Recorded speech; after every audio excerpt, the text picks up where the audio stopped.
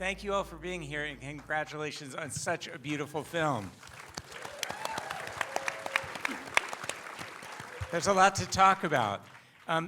Billy, let's just go back to the beginning. Can you talk about so we all know you started off in documentary film, and then we're thinking about getting into fiction. What was the genesis of this particular project, and when did you start working on it? Yeah, I've been working in docs for a while, and I just needed to get paid somehow. But that wasn't the reason. I always knew I wanted to write. I wrote a lot growing up, but I would always also listen to my aunts and uncles on the res. I would, write little stories about them. So I just knew this was a story to tell. There was a story to tell that was similar to mine, and I just wanted to have fun with it. I love humor. I love the joys of being Native. I love our community, and that was a special time in my life. Going to the reservations with no running water, no electricity, and people look at it as poverty, but I thought, in my family, it was home, and it was just the beauty of that, and the energy of my grandmother, was something that I felt each time I went home. So I just asked, my partner, my family, can I go away for 2 weeks and just write? And I went on this kind of road trip I grew up in San Diego, from California back to the Navajo Res, and the same path that we took. I, just wanted to take my time. My parents would take me to Barstow Drive-In. The drive-in's still there, still working. And so I just would stop at these places that I remembered my childhood. We had this blue van that was hollow. My dad carpeted the bottom of it and also the top, the roof or the ceiling of it. And we didn't have no seats, so we would just put a love seat in the back and just drive to the res. My brother and I would just sit there. And all those memories would just come back to me. And, the rest areas that we would go to, the place to eat. So I would just stop, and something would come up and pop up, and I would just write, whether it would be a scene or just the memory. And it wasn't until I got back to the res and, went to the space where, the barrel would, the bucking barrel, the trees, and it just all came to me. So it came back, after 2 weeks, and just started writing. And sometimes I just wrote scenes, and then I put them into a puzzle and moved them around, and the labs, and just talking with, like I said, Judith Weston and Lisa Robertson, who really helped in thinking more deeper into these characters. And I just, I wrote and wrote, and, just had really bad drafts. And these kind of, I just had a lot of help. It's interesting that one of the first things you said when you started talking was talking about your experience of going back to the reservation and the joy that you felt and the love of being around your grandmother and your family. And that comes through in the film overwhelmingly. I just love the emotional quality of the film and what you clearly feel for your family, what that experience was. It's that's what I take away from the movie. The scene, I'm jumping way ahead, but the scene when Lucy leaves towards the end and you give him the earrings, like that, and then seeing the look on his face, Benny's reaction, that whole scene is so beautiful. It's by that point, he's fallen in love with his family and that space, and you just see it in that scene, and with you as well. It's beautiful. But it sounds like that was like the impetus that drove you to write the script in the first place. Yeah, that's what was great about my documentary experience was I wanted to create this atmosphere. We were really low budget, so time was a big challenge for us. We shot during the monsoon season in Santa Fe, and we had very limited time with the kids, so we just kind of ran. We only had 10 minutes for the first hair washing scene, and because Keir had to go back, step in the car and back to his hotel, for that hour that we had. So I just wanted to have, especially Grandma, the grandmother, I really wanted to be in her world as, observing her. And, with the camera crew, we just had this conversation. Let's just be in her world and let's follow her. There was no line, there was no, marks that she needed to hit. We just followed her, and I think my doc background really helped in creating that world, and just for the viewers and the audience to be immersed in it. Peter, I was going to ask if you could actually, those scenes, if you could talk about filming them, because they're so beautiful. When those scenes where she's at the, weaving at the loom, like as a cinematographer, how did you approach that? Well, it's just like Billy said. I mean, he wanted us to just sit with the characters and observe the scene, and so we had a great team. We had a Steadicam operator named Michael Deach and a focus puller in there, and Billy directed the action, and we just let it unfold. I think one thing that comes to mind is that I think we shot that scene actually at dawn. Mm-hmm. Oh, wow. To get the sun coming in, I think. Yeah, the light was beautiful. Yeah. It was literally like 5 minutes. We had 5 minutes to shoot that, and it was because we all woke up for the Crazy. very first time. The call sheet was always a little later. But I think that that's day, mostly because I kept saying you guys are behind schedule by days, documentary filmmaker by days. So let's Yeah. so it was literally 5 minutes of that, and then the clouds came back, and it was cloudy all day, and we're like, oh my God, we captured that. So it was. Can I tough. ask, was everything that she said about weaving, was that scripted, or was that coming from her? It was her. You Yeah. know, she is. Well, it was really hard to find her. We were looking all around for a grandmother who spoke fluent, but also was a weaver. And she is actually the grandmother of Crystal in my documentary, Miss Navajo. She's the lead character's, or lead subject's grandmother.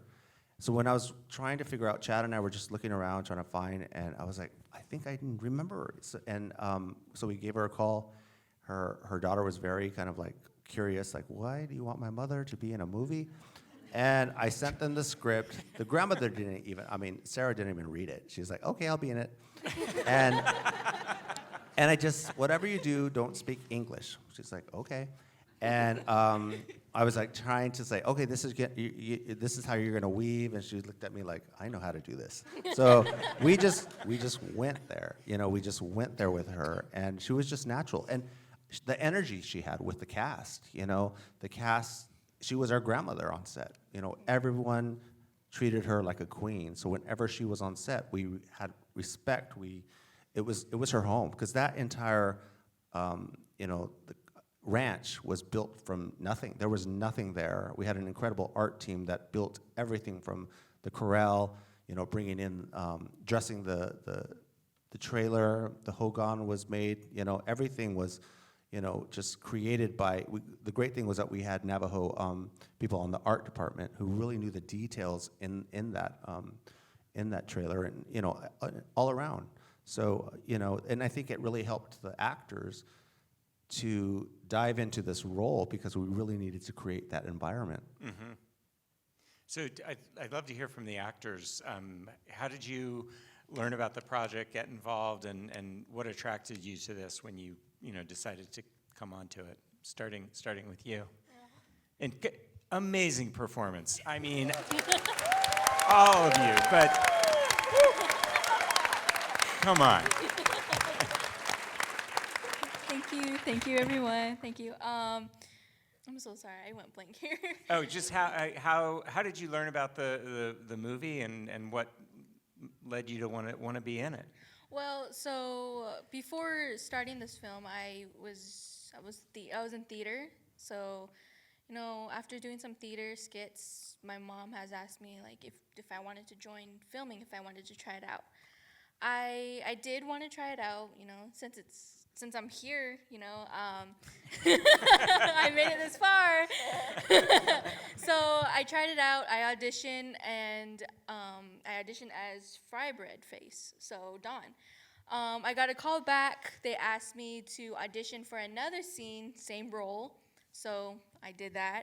And later on, I got a call back saying I have received the role. It was very shocking. At first, it took me a while to process, but I'm like, wow, I got accepted. My first film. I was really excited. I got anxious, butterflies. And it was a really amazing experience. It really did feel like home. That's beautiful. And I think like when Chad, we had a wonderful casting with Angelique Midthunder, who is great, and so she was the one who gave us the tape that Charlie, sent to us, and Chad just texted me. He's like, "You got to, watch this." Immediately. He was like, "That's her." First take, I was like, that's Yeah, it. that's the one and we're hiring. and the bad thing about being casting and developing during the pandemic is we couldn't meet in person.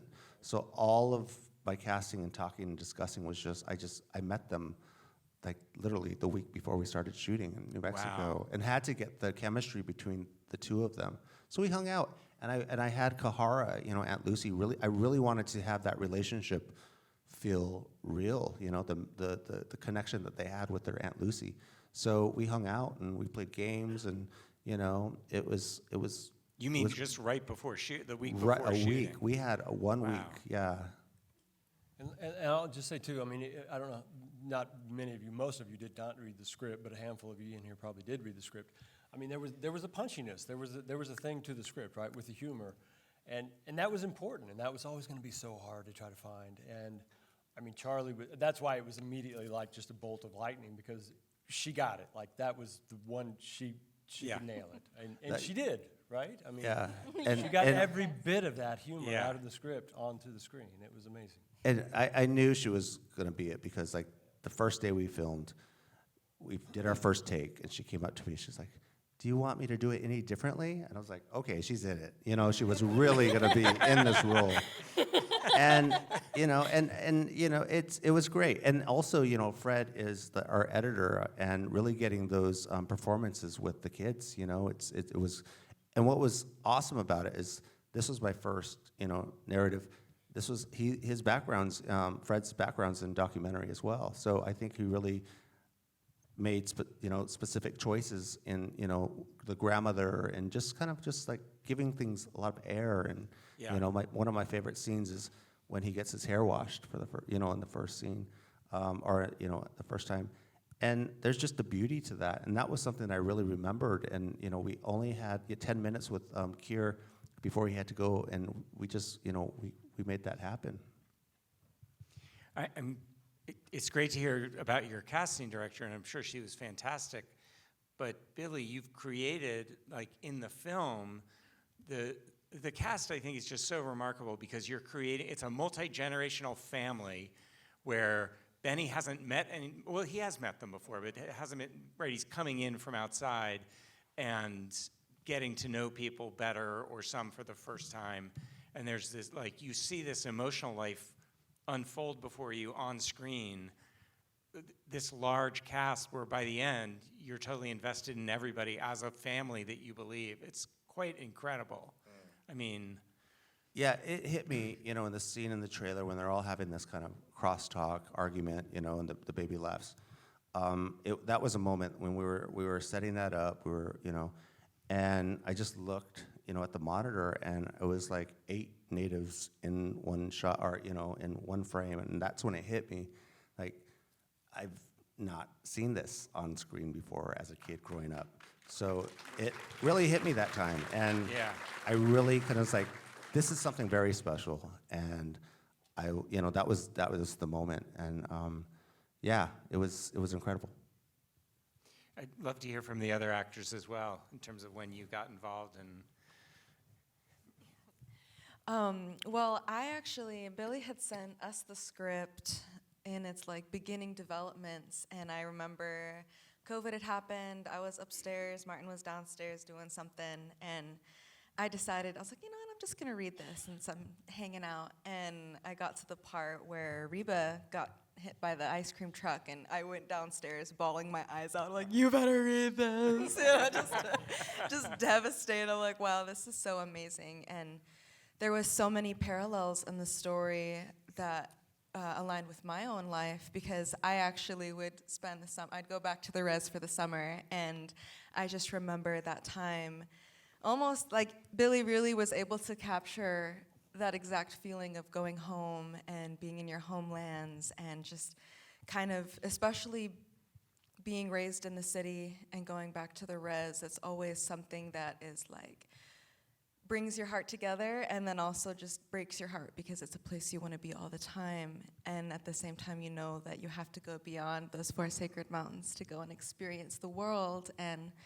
so it was very easy for me to channel Aunt Lucy, just because I feel like there's so many characteristics that align with my own, and the kids were so amazing too. So I really was their auntie, and Danette way, I'm their auntie.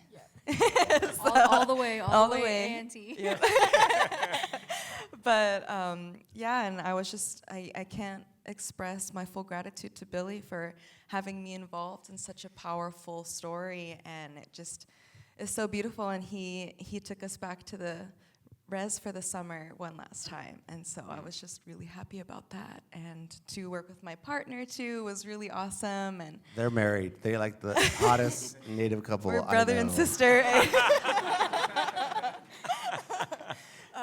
But it was just such an awesome family style on set, and that was my first time experiencing, acting and being on set and just being fully immersed in all of that. And it was truly a blessing, and I feel so spoiled to be able to share that space, and just for it to be so friendly and loving and familiar, and to be surrounded by all these amazing Indigenous people. It really was so phenomenal, and watching it was like the best thing ever. So Wow, yeah, beautiful. yeah, Billy.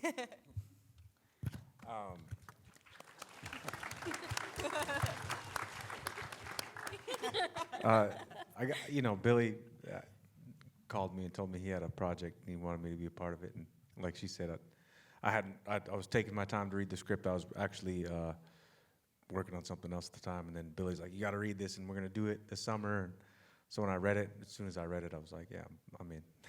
Uh-huh. Yeah, it was pretty It's an easy easy one, decision. Yeah. I love the script. It was, Billy. I've known Billy forever, and Also, Navajos love Martin. Love him. but yeah, Billy. Yeah, I'm married one. But yeah, no, Billy. Known Billy since I don't even 2011. I don't something remember. like that. But yeah, it's it's just But- awesome to see to be on set with everybody. The kids, we had so much fun. Like it was. Got to have my family there. We were working in New Mexico and had the whole family there. It was don't get to do that every time I go to work, so Yeah. it Yep. was real special. But yeah, it was just awesome to have the amazing crew. Peter and Chad, everybody there. It was just fun making it.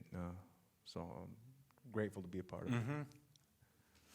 Billy, I think the answer to this is already coming through hearing your actors talk, but I'd love to hear you talk it, whatever you want to share about. Well, it's a two-part question. One is I'm curious what you feel you brought as someone experienced in documentary to fiction in terms of how you were talking about cinematography, how that influenced it, but in terms of how you interact with your actors, is there anything special you bring from your documentary background?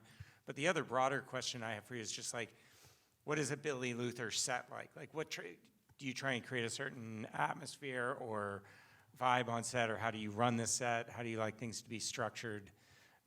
Directors often work in such isolation, like you don't get to see other people direct, and I'm just curious how you approach that. Well, the great thing about having the documentary experience was because, you're just so limited in time, and I just understood that, that way of working. So that helped in kind of being calm on set and just knowing that we had to change because monsoon season was there, and there would be no forecast of rain, and it would downpour for like an hour or two. We had to shut down for a couple of days because of COVID.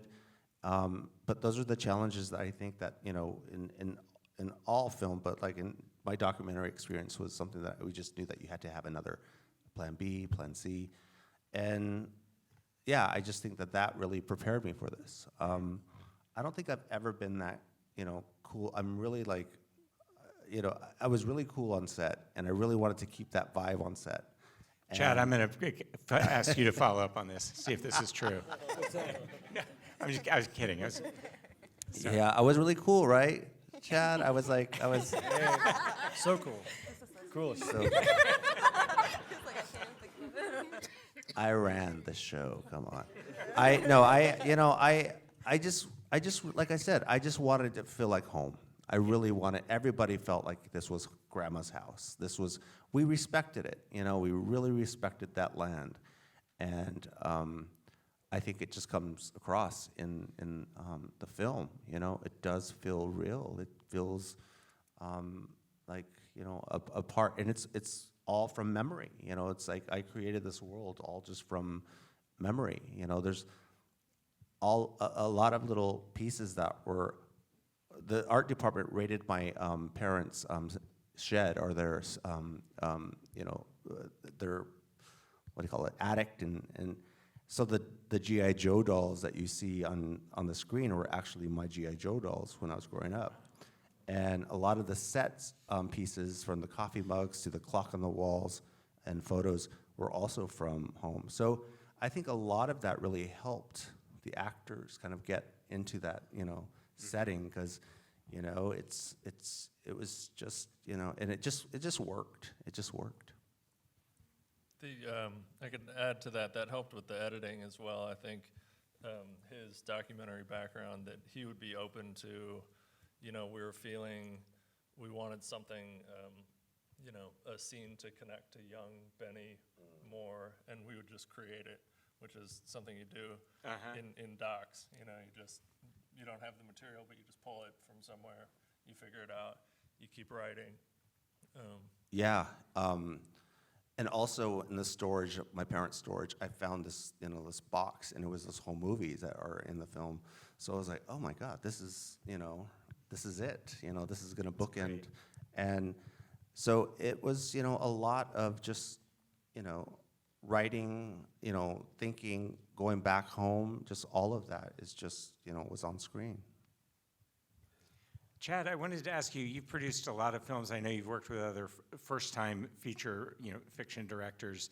And I'm curious, just to hear from you as the producer on this, like, can you give an overview of production? Like, how long was it? What were the particular challenges that you saw heading into it to make this come alive so well? Well, Josh, it's a very loaded. Yeah. So, I mean, in a normal scenario, it was two 11-year-olds with a lot of humor. One that was effeminate, at least slight.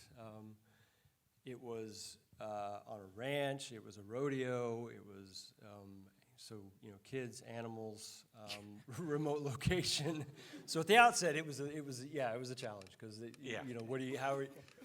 you're going to be limited with what you can do with two kids. Then you add to it coming out of COVID, 2021, in the summer of 2021, when production kicked back up. So we had that, which was first, I think there were 25 or 27 productions going on in New Mexico. So when you see, you probably didn't pay attention to the credits, but when you see them, we have like Best Boy Grip, 1, 2, 3, 4, 5.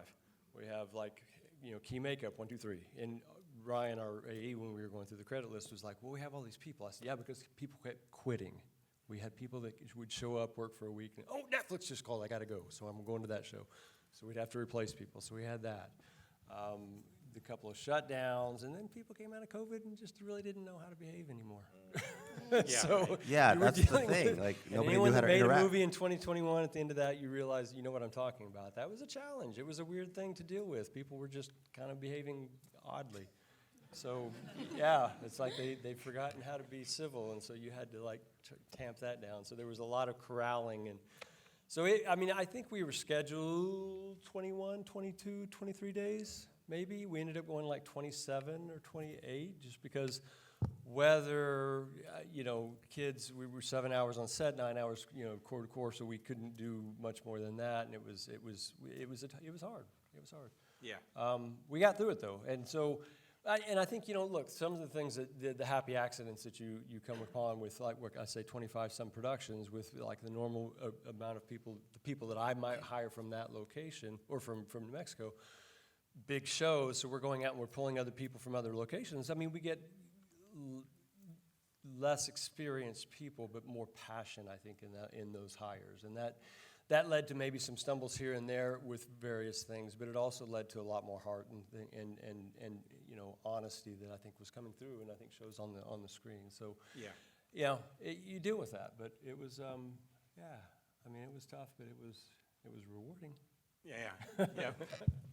Well, Billy, I have one more question for you, which is, you premiered at South by and then just played at TIFF, and now you're in LA. But I'm curious, at South by and TIFF, like, what has it been like for you, and maybe for all of you, like, to see it with an audience?